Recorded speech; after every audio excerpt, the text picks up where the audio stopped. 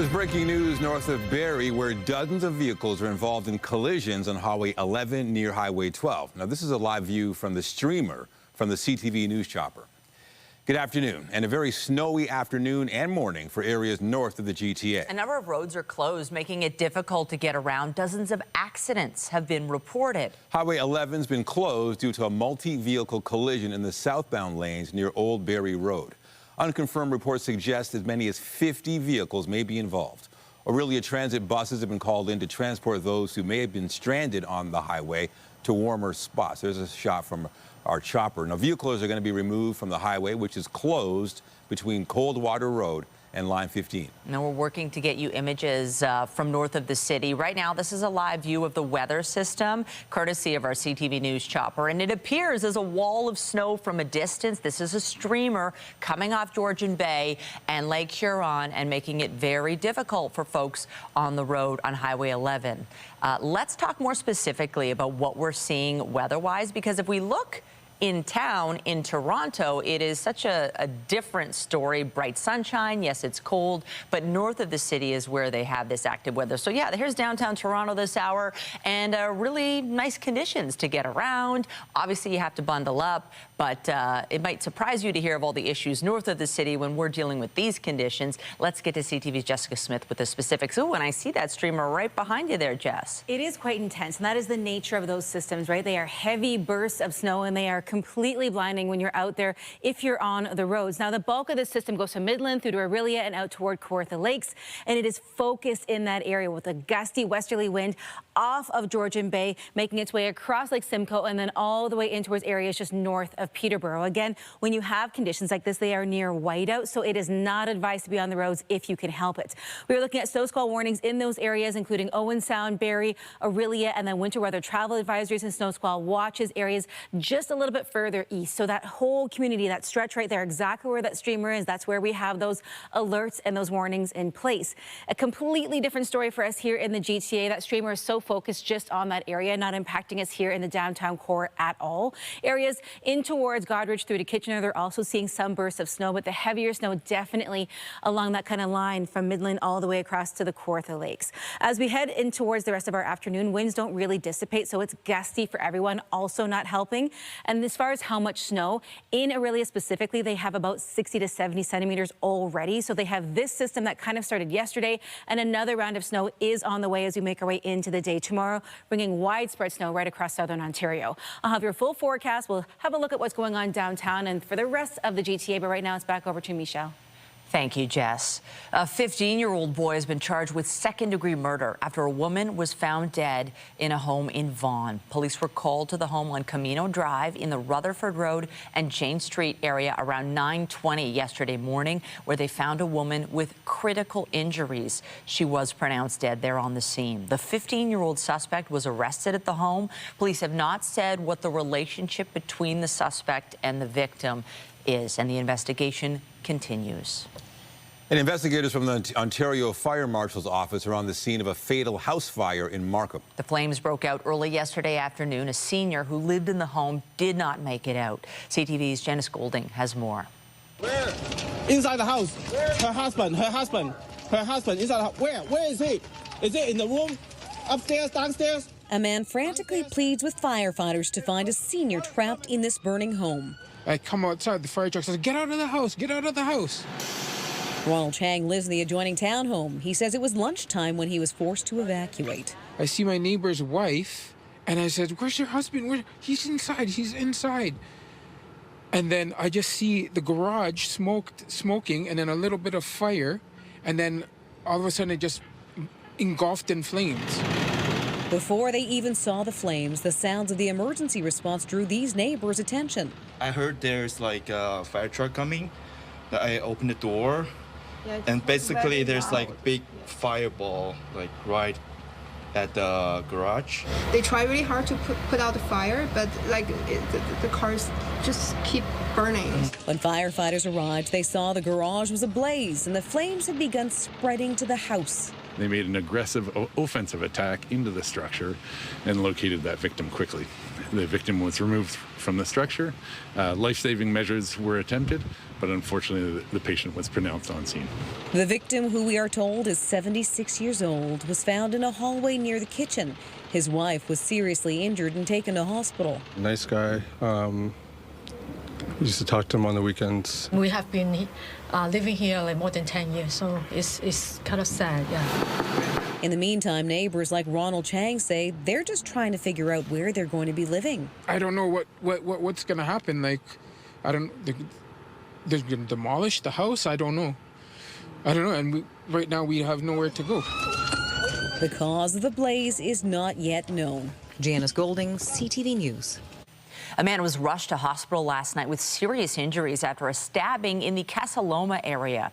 Police responded to a Popeyes restaurant in the area of St. Clair and Bathurst around 10:30 and found a man with stab wounds. He was rushed to hospital. Fortunately, is expected to survive. Police say they are searching for a male suspect. He's described as 6'1" with a medium build and was last seen wearing dark clothing. Anyone with information is asked to come forward. A woman remains in hospital after being hit by a dump truck in East York. It happened just before 2 in the afternoon near Mortimer and Pape. Paramedics say a woman was rushed to a trauma center after being hit by the truck. Her condition is described as life-threatening.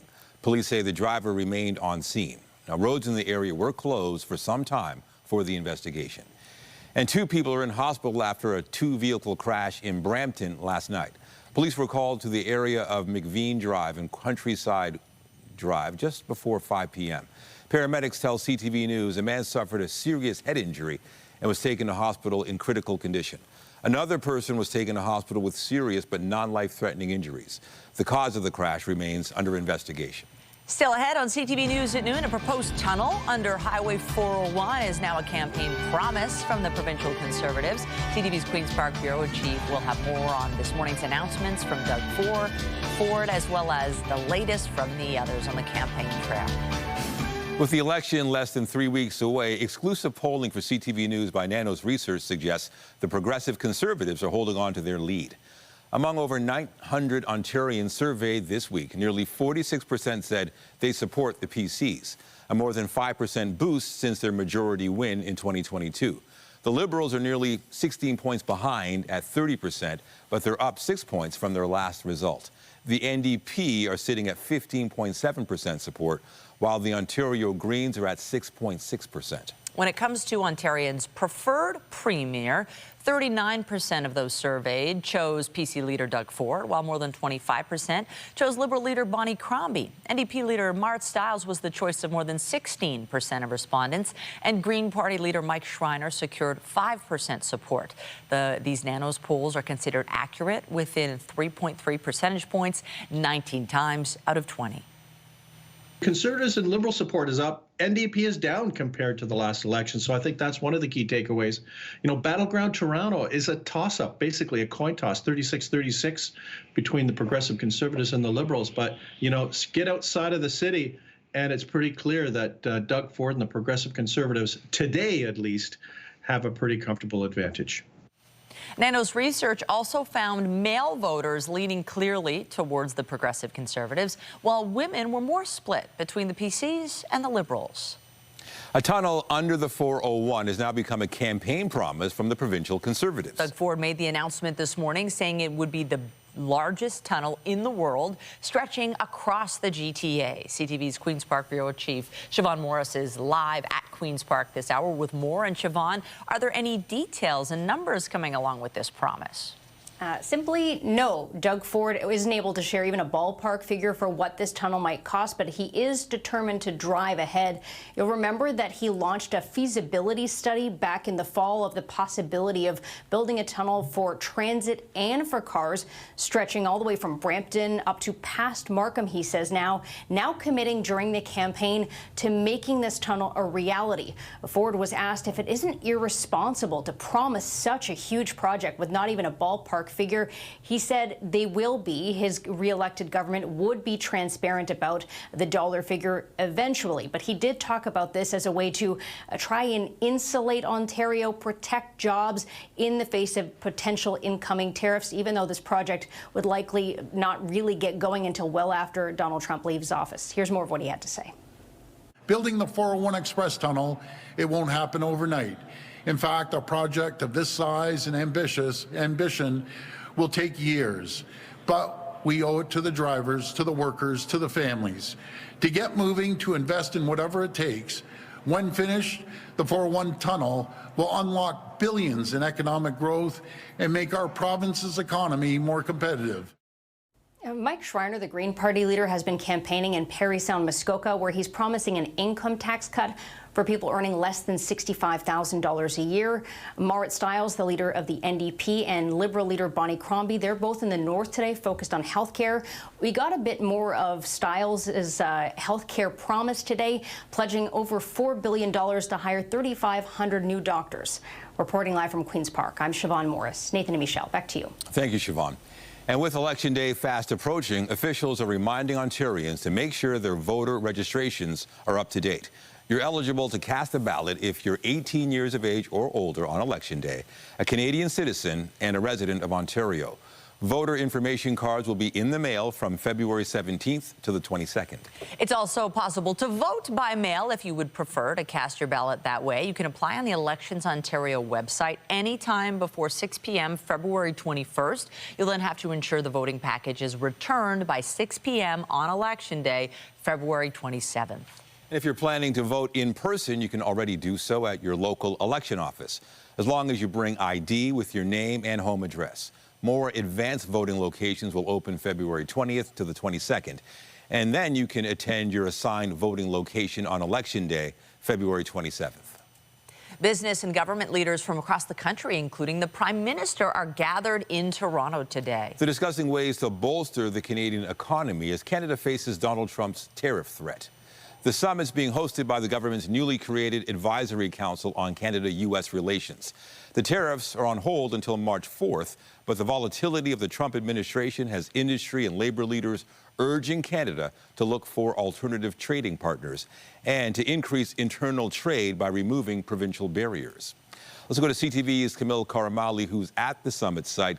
Camille, let's start with who all is in attendance at this meeting today. Yeah, Nathan, we're here at Brickworks, where there's about 150 industry leaders. We're talking about leaders in business, public policy, and labor as well, just stretching, various sectors. The CEO of Enbridge here, for example, same with the CEO of RBC, all mingling within this building here, really big players within several of Canada's sectors who have just heard from Trudeau.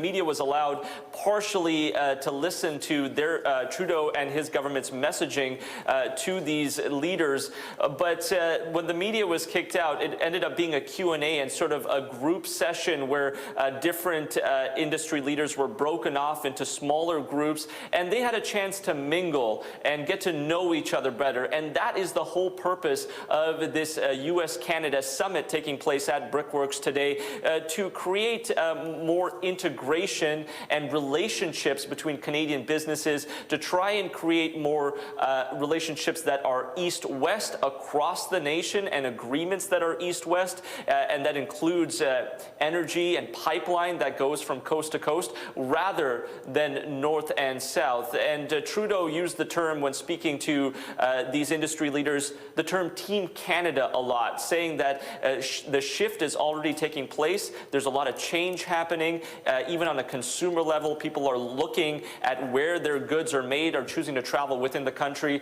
And Nathan, he is saying to these leaders here today that now is the time to strike while the iron is hot, to build these relationships so we're not so dependent on the U.S. for these goods and services. And outside of the mingling and the getting to know each other, do you expect any concrete plans to come out of this meeting from the Prime Minister?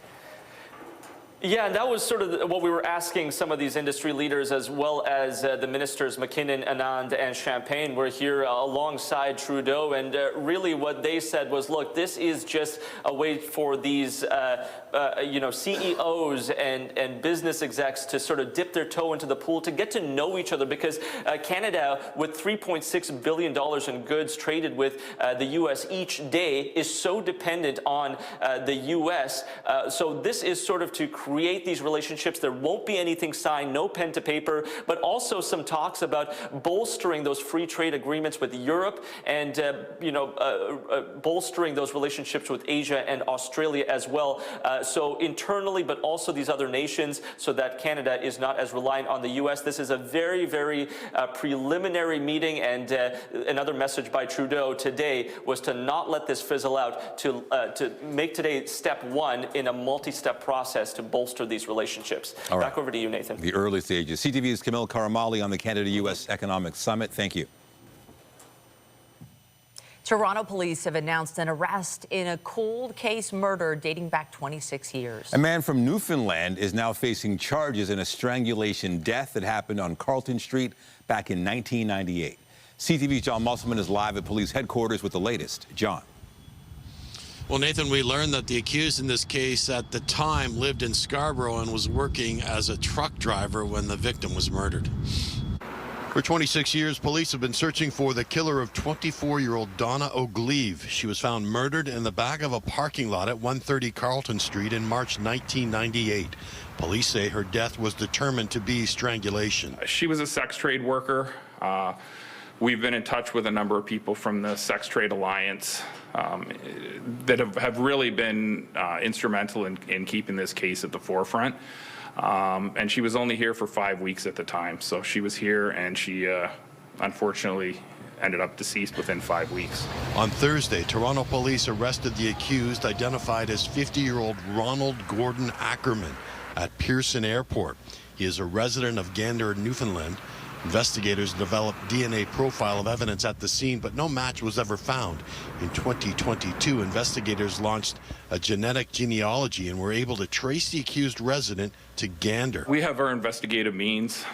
We knew he was working out in Alberta for 2 weeks at a time and then flying back to the East Coast for 2 weeks at a time. So we were able to determine that he was going to be coming through Toronto.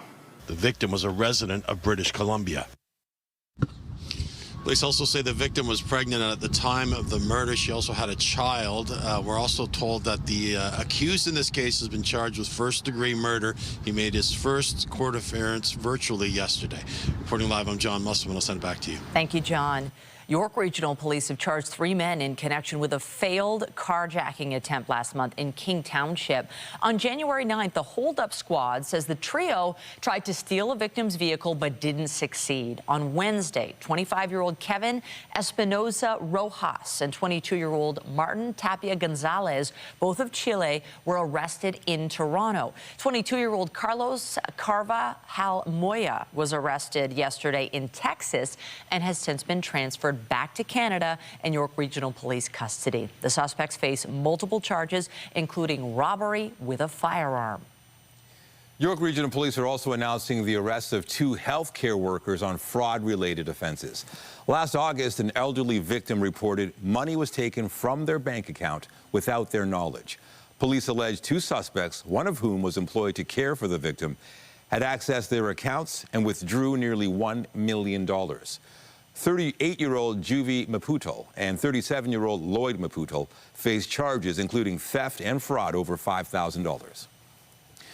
New numbers today on the state of Canada's job market show the Canadian economy added 76,000 jobs in January. That is well above expectations and marks the 3rd consecutive month of increases.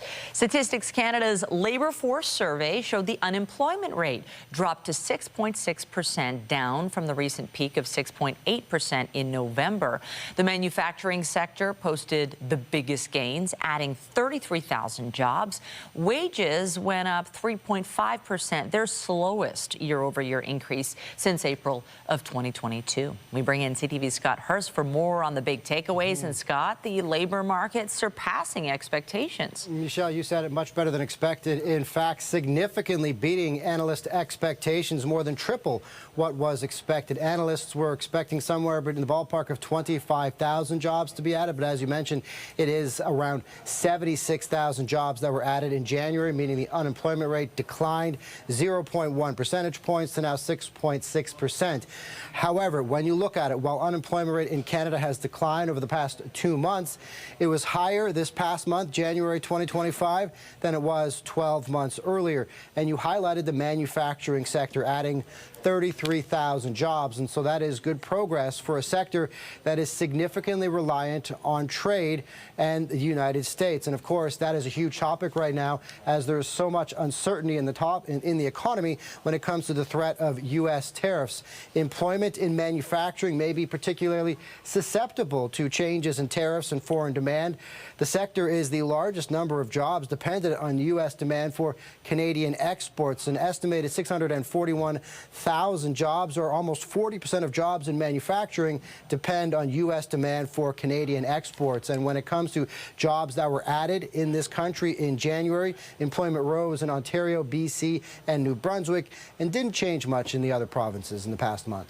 Scott, how does this report compare to previous months? Put that into perspective. Yeah, with these latest numbers to kick off 2025, it marks the third consecutive month unemployment has ticked up. 76,000 jobs, as we mentioned, added in January. That's the number that just came out in the latest labor force survey. 91,000 jobs added in December and 44,000 in November. And so that is why we're looking at it, and it beat analyst expectations significantly. But at the same time, of course, we talked about the uncertainty. So right now, the jobs numbers have been going in the right direction. But when we talk about the threat of tariffs, we've got this 30-day reprieve, but we could be back in a position where there's a whole lot of uncertainty again in early March. So that is quite a concern for the economy. It is nice to have some job gains amid all this trade uncertainty. CTV Scott Hurst live for us in the CTV National Newsroom. Appreciate it. Thanks, Michelle. Over to Jess now. Well, it really is the tale of two forecasts today. We're dealing with that snow up towards Orillia. For us here in the GTA, lots of sunshine, but it is very cold. Right now, we're at -5, feeling like -13, and a gusty westerly wind carries the entire southern portion of the province throughout our entire day. We do warm up a little up to -4, but that wind chill still quite wicked. As we head in towards the evening, that sunset time now finally after 5:30 p.m. Coming up, I'll have a full look at your long-range forecast.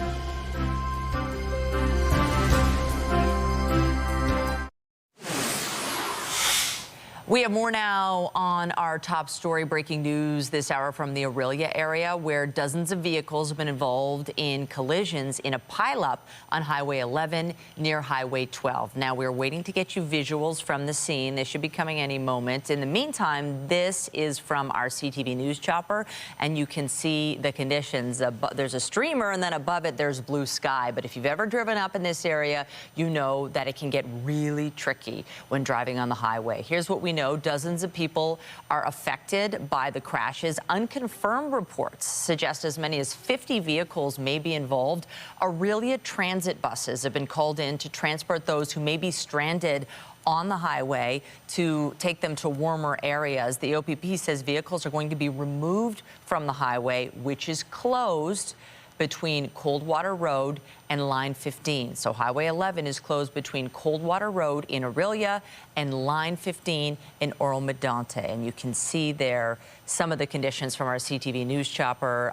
We're still working to get visuals from the scene, but a whole bunch of vehicles involved in a pileup. It's going to take some time to clear the roads and deal with this closure. Yeah, it'll take some time. A tough situation. You have to wonder how long will those conditions last, and is this going to clear up anytime soon? Unfortunately, no. We are still dealing with these bursts of snow on and off for the majority of our day today. So for folks maybe heading up to the cottage this weekend, I've already had messages from a few people. we don't really get a consistent break today. We're looking at these bursts off and on. That's the nature of a snow squall warning, but with the amount of snow that's going to fall within them, you have to be really, really careful. There is a small window Saturday morning, but even then, it doesn't mean the conditions aren't better for driving through. We just don't have those bursts of snow. Weather is brought to you by the Presler Law Firm. Injury lawyers you don't pay unless they win. Now, we've seen that picture from up towards Orillia. Much different story for us here in the GTA. We're seeing a mix of sun and cloud, and it is windy, but it is sunny out there.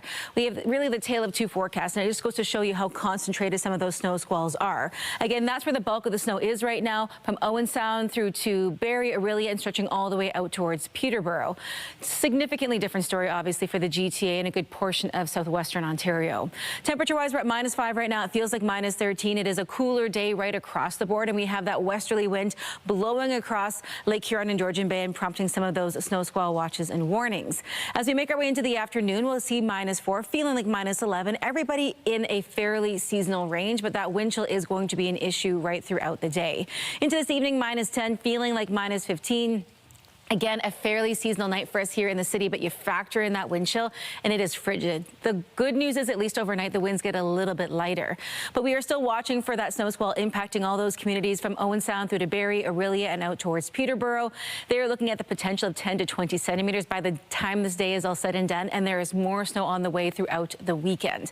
There is that streamer kind of making its way across. We do get a small window as we head in towards tomorrow morning for areas up towards Owen Sound through Orillia and towards Peterborough, but it's short-lived as another system comes up from south of the border, set to bring a more messy weather as we head in towards our Saturday morning for some and afternoon for others. Breaking it all down, again, that streamer, you get a small break into the late afternoon, but really not much. And then we see it kind of continuing off and on through the evening. For the GTA, it's fairly sunny, just some cloud cover.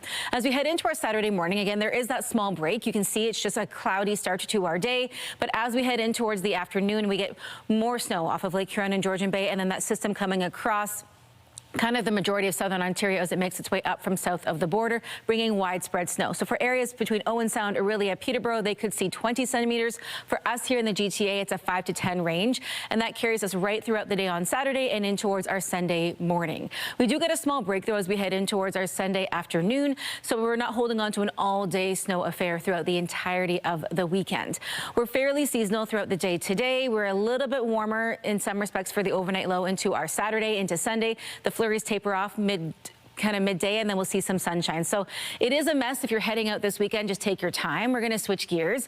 You can dream of a brighter tomorrow. The Princess Margaret Home Lottery VIP deadline is midnight tonight. The VIP prize is new, a dream makeover with a quality construction, or you can take $200,000 cash, featuring over 17,000 aspirational prizes valued at more than $18 million. Imagine winning a stunning $9 million grand prize that includes an Oakville show home, the biggest grand prize ever, designed by Brian Gluckstein. Plus, you get $500,000 cash plus a gorgeous $2.6 million grand prize with a show home in Georgian Bay and $50,000 cash, and a $1.6 million bonus prize with a downtown Toronto condo plus $50,000 cash. And let's not forget the much-loved, world-famous $2.8 million early bird prize with a breathtaking Muskoka lakefront cottage plus $50,000 cash. Plus, you can win big cash prizes with the 50/50 cash calendar and the Wanderlust add-ons. Visit places you've always dreamed of. All the add-ons are only $25 each. Each ticket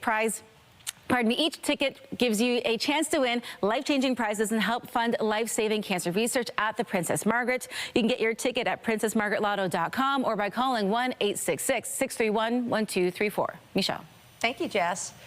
A new medication is offering hope for the 150,000 Canadians living with schizophrenia. As our health reporter Pauline Chan tells us, it's one more tool to manage a much misunderstood condition. I have my own mental health issues that I deal with every day since I was about 12. For Chelsea Meldrum, that included self-harm, hallucinations, and even suicidal thoughts. And finding the right medication was hard. It was very bad. It was making me like a zombie almost, like drowsy everywhere. I couldn't stay awake. And then the other ones that I was on made me gain a lot of weight. So I felt like self-conscious. Schizophrenia is a mental illness that impacts how people think and feel. And it is characterized by symptoms that can be thoughts, feelings, delusions. Chelsea eventually found a medication that worked for her, but access to new treatments remains a challenge for many people dealing with mental health issues. And with 90% of those with serious psychiatric conditions unable to work, government funding is especially important. That's why new Ontario coverage for Vraylar, an antipsychotic, is vital. Having a treatment that works effectively for you means that the individual is able not only to go back to work, but also to be, a great parent, a wife, a sister, a member of society. I have voices that I hear like constantly, and these shadow figures I see like visually. So when I go to bed at night, I play music and put headphones on to drown out the voices. And I do like painting in my spare room just to like focus on something different. Chelsea uses art and her dogs, in addition to her medications, as part of her arsenal to take care of her mental health. Pauline Chan, CTV News. Still to come, getting set for Super Bowl Sunday. It's almost here. We'll take you to New Orleans, where the Eagles and Chiefs are getting ready to battle in Super Bowl 59.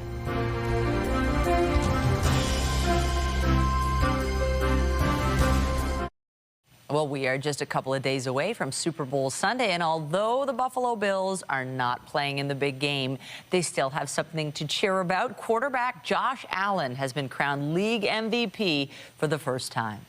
Josh Allen. Okay.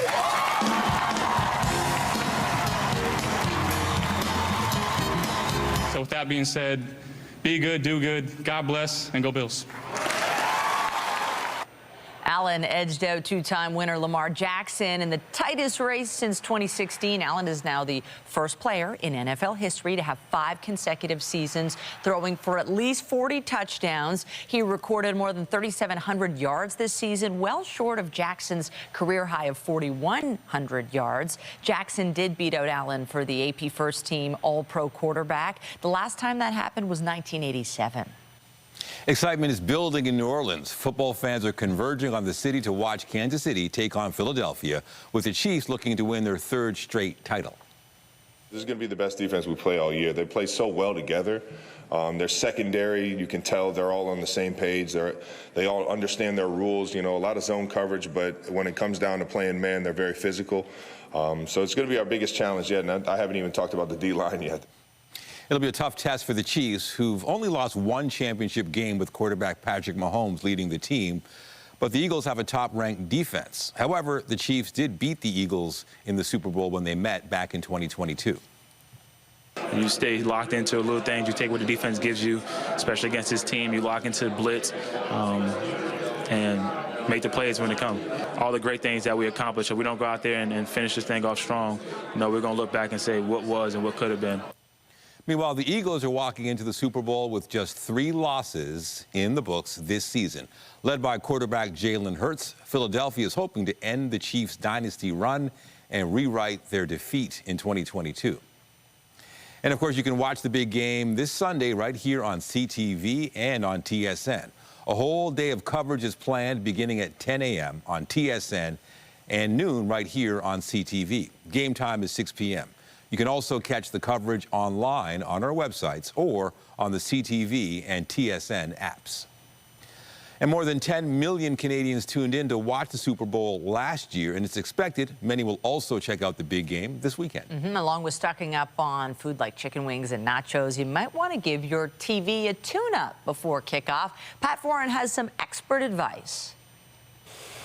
Even if your TV set looks really good, there's a chance you can make it look even better. If you want to try and get a more vibrant picture, there are a few easy steps you can take to tackle your settings and get a touchdown quality picture. Whether you watch the big game for the football, the halftime show, or the commercials. What are you doing in there? We're doing a Dunkin' Donuts commercial, right? Right. I'm just trying to find the character. Making a few tweaks to your TV's picture settings in time for the Super Bowl can be a real game changer. Having the right settings that can make the difference between making it seem like you're watching a cartoon versus watching real life. If you want to improve your view for the biggest game of the year, the first move may surprise you.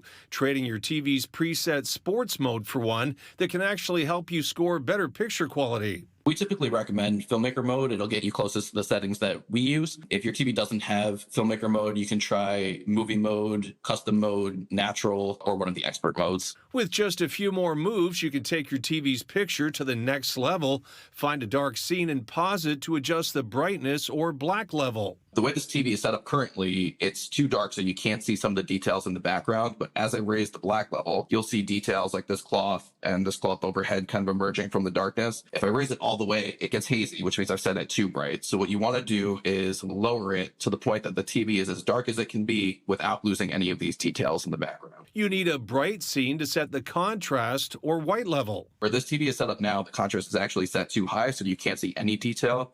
As I lower it, you'll start to see like the clouds and the ice ridges on the mountain appearing. But if I keep going, the image gets too dark. So you want to raise the contrast until the image is bright, but you're not losing any of the detail in the background. Then choose a warm or low color temperature so the yard lines look white and not blue, and adjust the tint to the middle of the range so the player's flesh tones look natural. And don't sweat a fumble. Most TVs have a reset option to get you back to the factory settings. So if you're unhappy with the changes you've made, you can hit reset and start over again. And if you've never adjusted your TV's picture, it's worth giving it a try. All these steps can be hard to remember, so we'll have them online if you want to tweak your set before Sunday's game. On your side, I'm Pat Foran. If you have a consumer story idea, email us at alert@ctv.ca. The Raptors made some deals before yesterday afternoon's trade deadline. The biggest was getting Brandon Ingram from New Orleans. And today, Toronto's general manager spoke about what the 6'8" small forward brings to the team. I think first and foremost, Brandon's shooting, offensively, he's incredibly talented. And so the spacing that he provides with his ability to shoot the ball, whether it's from three, or from the mid-range, I think opens things up for both of those. And RJ's cuttings, RJ's ability to finish around the rim, and then sort of Scotty's natural passing ability. But at the same time, I think we need a lot of good players and we need a lot of good difference makers. And so this just adds to that group. Bobby Webster says the acquisition of Ingram is an incremental step in the team's rebuild, and the Raptors are working on a contract extension for him. Ingram is a free agent after this season. He hasn't played since early December because of a sprained left ankle. Toronto plays Oklahoma City tonight. And still to come on CTV News at noon, more on the looming threat of tariffs and what it could mean for Canada's housing market. Stay with us. Get Toronto's top stories, breaking news alerts, and watch live. Download the CTV News. More now on our Super Bowl coverage. The Chiefs taking on the Eagles on Sunday. TSN's Farhan Lalji is live this afternoon in New Orleans. Farhan, the big game is just a couple of days away. It must be exciting for you. What's the vibe like there? Yeah, the vibe in New Orleans is pretty incredible, as you'd expect. This is one of those cities, probably Vegas is the only other one, where everything is centrally concentrated into an area like Canal or Bourbon Street, which is just off Canal, and everybody's here, right? Whereas if you go to a Super Bowl in a place like Los Angeles or Miami or Glendale, the action gets spread out a little bit, so you can see the crowds increase as the weeks progressed. A lot of different musical acts on the street, different events going on throughout the city and throughout the main areas. So, you're seeing more and more green and more red. A lot of corporate crowd and others at the front end of the week, but now the actual fans of the teams are making their way in, so the vibe here is pretty good. Well, you can make the case for either team to win this game because it's so close. Let's start off with the Chiefs. For there to be a three-peat, what would it take? Well, I think it would take this being a close game in the fourth quarter, because if it's a close game in the fourth quarter, you just know Patrick Mahomes is going to find a way. And I think the advantage that Kansas City has is twofold. Number one, Mahomes at quarterback and his ability to just live in this moment, and coaching, quite frankly. I think Andy Reid and Steve Spagnuolo, the Kansas City defensive coordinator, I think those two have the ability to just really win this game. I mean, obviously they're not playing it, but in terms of the strategies and systems that they put in and their ability to dial things up at the right time. And then the other thing they've got to do is they've got to find a way to protect Mahomes, because Philadelphia's defensive line is so good. They're able to pressure with 4. Kansas City has some question marks at the tackles, so you don't want to get into a situation like you did in 2020 when they played Tampa in the Super Bowl and Mahomes spent the entire night running for his life. If they can just give him a little bit of time, I think there's a very good path to victory for Kansas City. Right, so Philly's got the defense, they've got the running game, a lot of weapons. What do they have to do? Well, they've got to pressure the passer, right? And that's kind of in their DNA. They don't necessarily want to blitz a lot. They want to pressure with 4. And this defense is ranked #1 in the NFL, and they're the #1 pass defense. And what impresses me the most is they're also the youngest running, or they're the youngest defense in the league. So they're able to deal with a number of guys in their first and second year right now. So that's a luxury as a defensive coordinator when you don't have to expose yourself on the back end and dial up a lot of blitzes. Your players can just do it for you. So that's #1. And number 2, I think they've got to find other pieces than Saquon Barkley. He's going to get his. He may not necessarily get a number of 60-plus yard runs like he has been throughout the season and playoffs, but he's going to get his yards. It's Jalen Hurts, who was so good in the Super Bowl 2 years ago. It's A.J. Brown. It's Dallas Goedert. It's other players. Can somebody else step up and be that secondary weapon outside of Saquon Barkley? And if Mahomes does win, where does that put him in that GOAT conversation? I think it puts him at the top or right near the top, because when you look at Tom Brady didn't win his 4th Super Bowl until he was in his mid-30s, right? In terms of what a quarterback has done prior to the age of 30, nobody has ever done what Patrick Mahomes has done, even if he loses this week. To have 7 AFC Championship appearances in all 7 of his years as a starter, to get to 5 Super Bowls and to win 3, let alone 4, I think is remarkable. This is a true dynasty. So I think he's in the GOAT discussion whether or not he wins today. And if he does win and get 3 straight, which something Brady has never done, it's right there. Do you have to get to 7 to win when you consider the number of factors involved in winning? It's not just about quarterback play, but Mahomes, the way he plays this game is pretty special. Yeah, can't wait to watch. TSN's Farhan Lalji in New Orleans talking about the big game. Thanks, take care. Thanks, Nathan. Well, there are growing fears the threat of tariffs could take a bite out of Canada's housing market. Already new construction is slowing down, and the expectation, according to Canada Housing and Mortgage, is it will continue for several years. CTV's Paul Hollingsworth has the reasons behind the trend.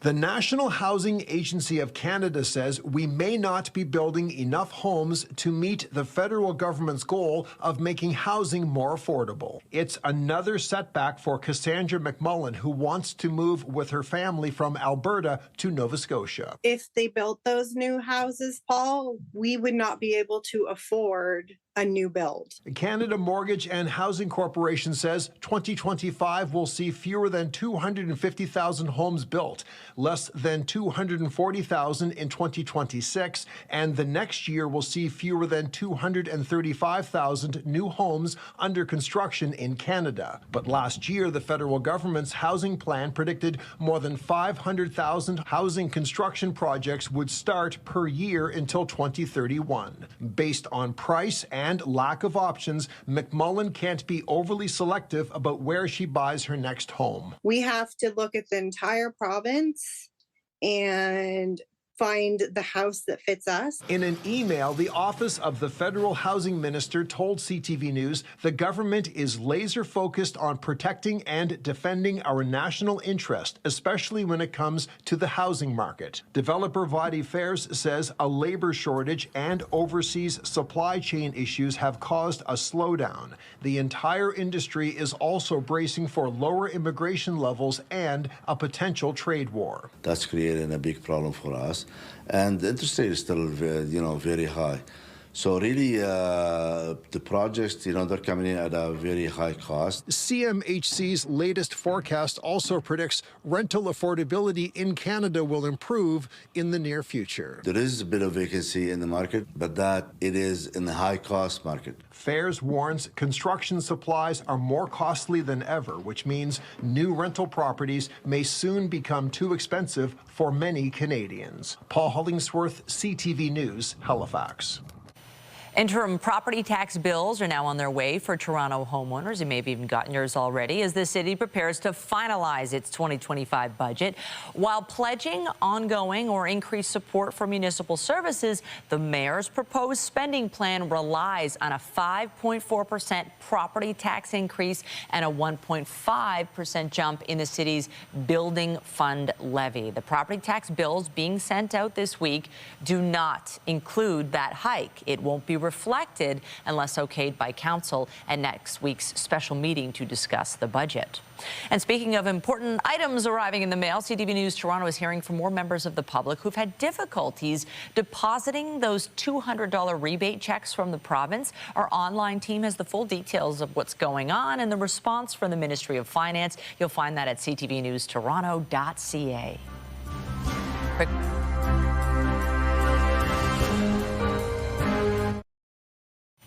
Now, before we do a last check of the weather, we have some video to show you from the scene of the major pileup on Highway 11 near Orillia. Okay, finally, we're seeing what's happening over there. You can see the snow is falling. This video was posted on social media by a tow truck operator. The pileup occurred this morning on Highway 11 near Highway 12. There are dozens of vehicles involved in the situation. Unconfirmed reports suggesting as many as 50 vehicles may be involved here. Orillia transit buses have been called in to transport those who might be stranded on the highway to a warmer spot. The OPP says vehicles are going to be removed from the highway, which is closed between Coldwater Road and Line 15. And we're spared that mess, but we've got clear, sunny skies here. It's cold, it's clear. We're kind of getting through the end of our working school week in a not bad place, but things change for everybody heading into the day tomorrow, so keep that in mind. I know it's a busy weekend, whether you're heading to a cottage or you're going somewhere to watch the Super Bowl. The weather is going to be a factor in any of your driving plans. There's that streamer off of Lake Huron, Georgian Bay, making its way into that area. Be careful. If you don't have to head out, just don't. We're not really seeing a solid break from the snow really through until the beginning of next week. -5 right now here in the city of Toronto, up in Barrie, -6 feeling like more -14, and the wind is definitely an issue. If you're heading out for a walk this afternoon, bundle up, but at least here in the GTA we have some sunshine. Now heading into the weekend, that snow is in the evening tomorrow for the GTA, but it's widespread as we head into that kind of second half of our Saturday, so keep that in mind. All right, thank you so much, Jess. And that is CTV News at noon. Remember, you can get Toronto's breaking news all day long on CP24 and at ctvnewstoronto.ca. For Jessica Smith and the whole team here, have a pleasant afternoon. I'm Michelle Dubé. And I'm Nathan Downer. Be sure to join us later for CTV News at 5 and 6. Have a great day.